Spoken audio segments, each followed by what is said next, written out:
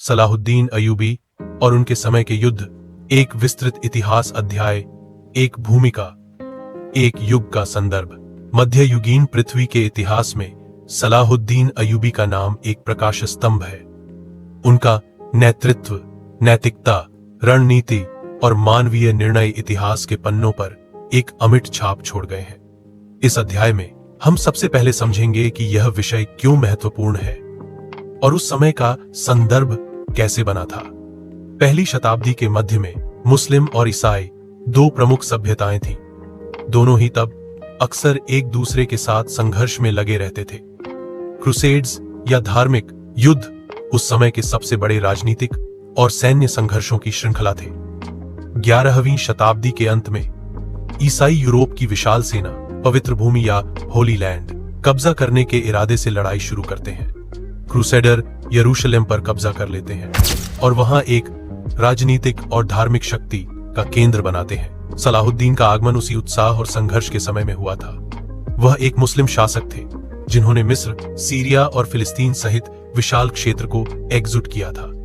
और भी महत्वपूर्ण बात यह है कि वह सिर्फ एक सैनिक या राजनीतिक नेता नहीं थे।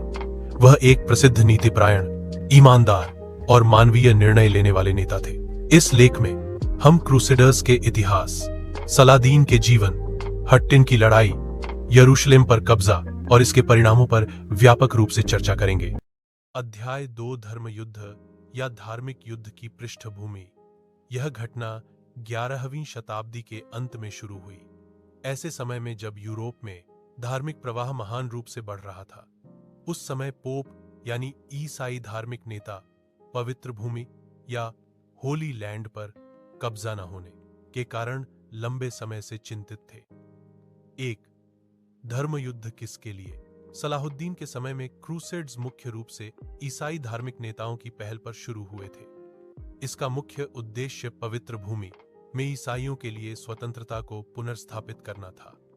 मुस्लिम उस समय उस भूमि पर अपना अधिकार जमा रहे थे और क्रूसेडर मानते थे कि यह उनका धार्मिक अधिकार है। एक गलत धारणा मन में नहीं रखनी चाहिए। क्रूसेड्स सिर्फ धार्मिक लड़ाई नहीं थी, इसके साथ विशाल राजनीतिक, आर्थिक और सैन्य उद्देश्य भी थे। यूरोप के शासकों को लगता था कि क्रूसेड उनकी सत्ता बढ़ा देगा और समृद्धि लाएगा। 2, क्रूसेडर राज्यों का गठन। पहला क्रूसेड 1096 में शुरू हुआ और 1099 में क्रूसेडरों ने यरूशलेम पर कब्जा कर लिया। वहां उन्होंने किंगडम ऑफ जेरूसलम नामक एक शक्ति बनाई।